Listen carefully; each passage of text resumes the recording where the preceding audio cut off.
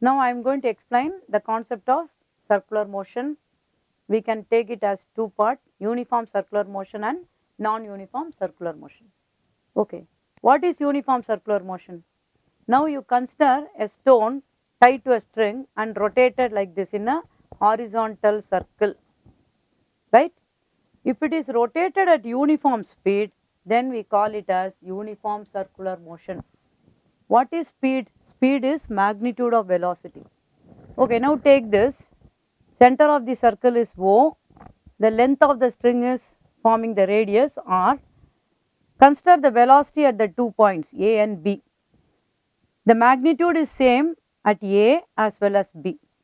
But note the direction change.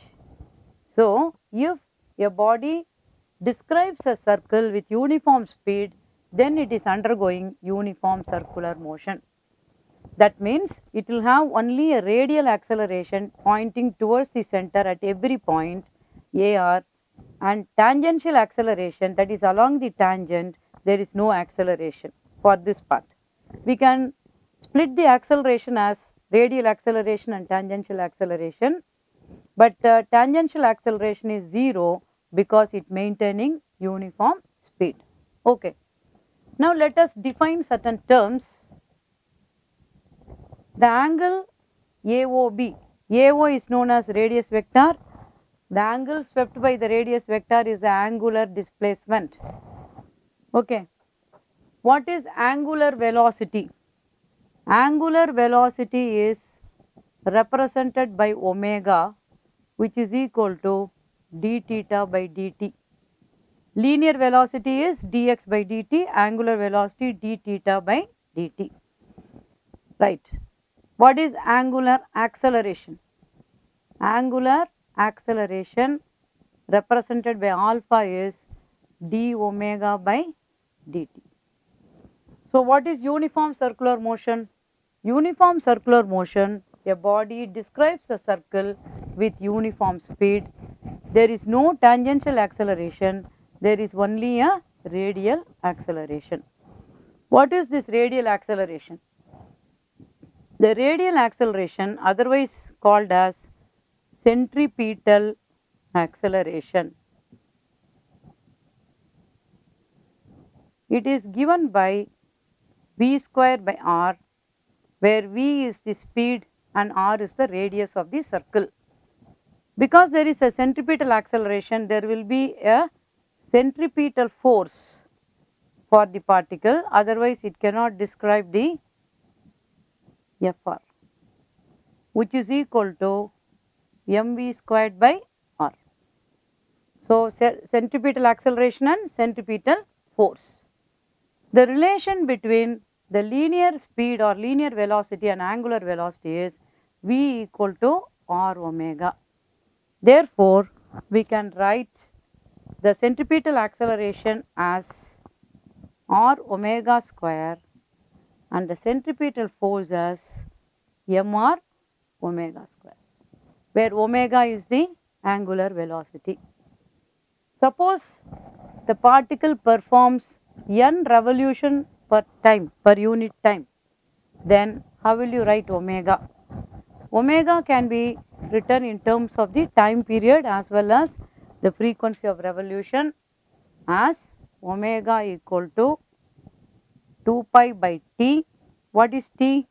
T is the time period of revolution, that is time taken to complete one circle, one revolution.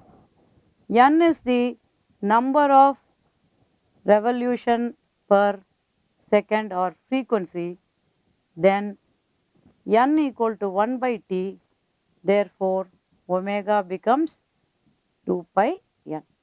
This formula will be using in the problem.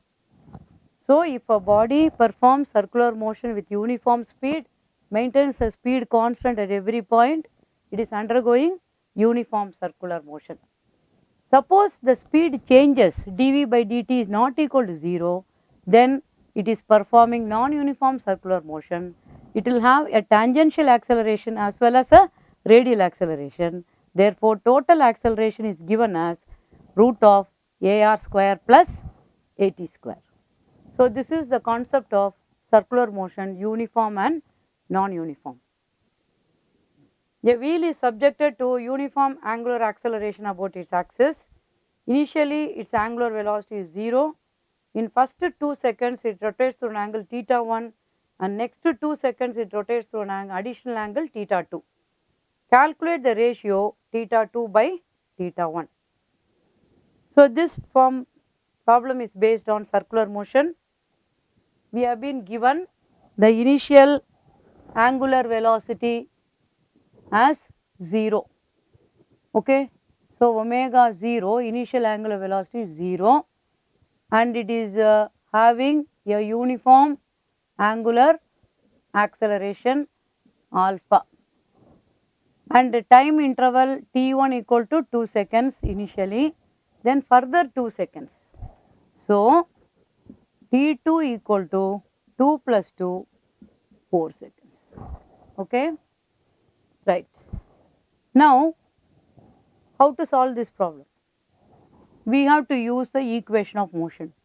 What is for linear motion? Ut plus half at square. Now this is angular displacement. This is initial angular velocity. So omega 0 t. This is angular acceleration. So this is the equation used for circular motion or rotation, right? So angular displacement becomes angular displacement, linear velocity becomes angular velocity, linear acceleration becomes angular acceleration. Okay. Now let us take for the first interval t1 the angle described as theta 1. This is 0. So half alpha t1 square. Next we will take theta 2 as the angle described in the next 2 seconds. In next 2 seconds. So what is the total displacement? It is theta 1, already it has described theta 1, next 2 seconds theta 2. Now the time interval is 2 plus 2, 4. So alpha t2 square. Dividing 3 by 2, theta 1 plus theta 2 divided by theta 1 gives us t2 square by t1 square, 4 square by 2 square, 16 by 4 equal to 4. Okay. So cross multiplying, we get theta 1 plus theta 2 equal to 4 theta 1, or theta 2 by theta 1 equal to 3. So the ratio of the angle described in 2 successive intervals becomes 3, theta 2 by theta 1.